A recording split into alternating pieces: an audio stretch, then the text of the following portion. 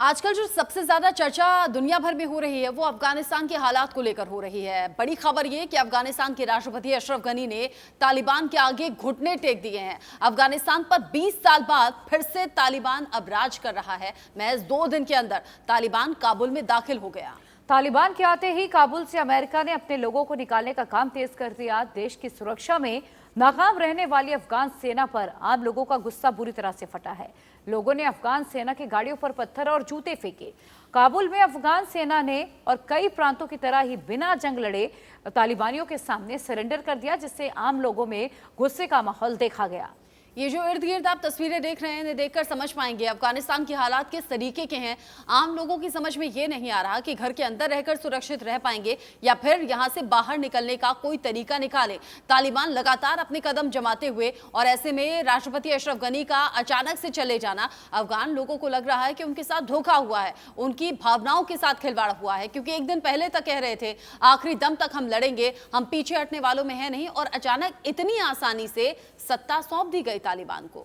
और इसी पीछे बड़ी खबर, अफगानिस्तान के राष्ट्रपति ने देश छोड़ दिया है। अशरफ गनी ने देश छोड़ा। खून खराबा रोकने के लिए उन्होंने सरेंडर कर दिया है।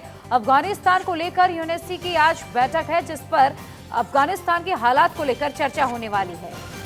अफगानिस्तान को लेकर यूएनएससी की बैठक में आज बड़ी बातें रहने वाली हैं, जिन पर चर्चा होगी। काबुल पर तालिबान के कब्जे के बाद, क्योंकि सिर्फ अफगानिस्तान ही प्रभावित नहीं हुआ है, बाकी देशों पर भी इसका असर होगा और इसीलिए टकटकी लगाए हुए बाकी देश अफगानिस्तान की तरफ देख रहे हैं। अगर आप समझिए कि अमेरिका जैसा शक्तिशाली देश भी अफगानिस्तान के इस मैटर में कुछ कर नहीं पाया।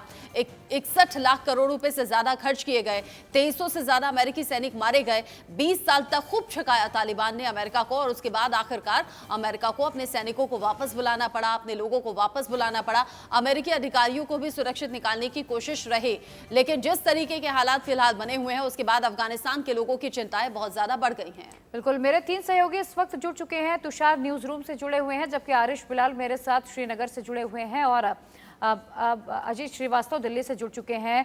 सबसे पहले अजीत, आपके पास आना चाहूंगी। अब तालिबान ने पूरे अफगानिस्तान में कब्जा कर लिया, अफगानी राष्ट्रपति ने देश भी छोड़ दिया, लेकिन जो लोग भारतीय हैं वहां पर अभी भी फंसे हुए हैं, उन लोगों को निकालने के लिए क्या कदम भारत सरकार की ओर से उठाए जा रहे हैं? देखिए, साफ तौर पर है कि लगातार फ्लाइट्स जो है वो चलाए जा रहे हैं। तमाम जो स्थानीय लोग हैं अफगानिस्तान में जो फंसे हैं भारतीय नागरिक, उनको वापस लाने की प्रक्रिया जारी है। लगातार वो एम्बेसी के टच में है और लगातार वहाँ के एम्बेसडर उन तमाम लोगों का एक चमके तो लिस्ट बनाकर उनके साथ कर चुके हैं। लेकिन लगातार जिस हिसाब से बात करें हम कि अफगानिस्तान में जिस हिसाब से एक राष्ट्रपति और उपराष्ट्रपति दोनों जब गायब हुए, गायब होने के बाद से हलचलें और ज़्यादा बढ़ चली हैं। यहाँ तक कि तमाम जो अफगानी हैं, लोकल निवासी, हम कहें स्थानीय निवासी, वो बैंकों की तरफ ज़्यादा भाग रहे हैं कि कम से कम उनके पैसे मिल जाए और आगे जो अपने, अगर हम दूसरे देश में जा रहे हैं तो कम से कम खर्चे के लिए कुछ पैसे तो हो जाएं। इससे बैंकों में हम कहें कि लगातार भीड़ बनी हुई है, काबू नहीं कर पा रहे बैंक वाले। तो वहीं यहाँ पर तमाम तरह से जो तालिबानी हैं लगातार अपनी तरह से कब्जे किए जा रहे हैं, लगातार मारकाट किए जा रहे हैं, हर तरह से बम ब्लास्ट भी हो रहे हैं। लेकिन समझा जा सकता है लोगों का दर्द, अफगानिस्तान के लोगों का भी, और अफगानिस्तान में जो बाकी दूसरे देशों के लोग अभी भी फंसे हुए हैं उनका दर्द भी समझा जा सकता है। तुषार का रुख मैं कर लेती हूँ। तुषार, 129 लोगों को लेकर हिंदुस्तान की तरफ से जो फ्लाइट पहुंची थी बीती रात लौटे लोगों के हाव भाव से समझा जा सकता है। कुछ लोग तो बोलने के काबिल भी नहीं है, इतने ज्यादा डरे और दहशत में अपना घर बार छोड़कर आना आसान नहीं होता। बाकी लोगों की स्थिति अफगानिस्तान में रहकर कैसी होगी, अंदाजा लगाया जा सकता है उस डर का, उस खौफ का।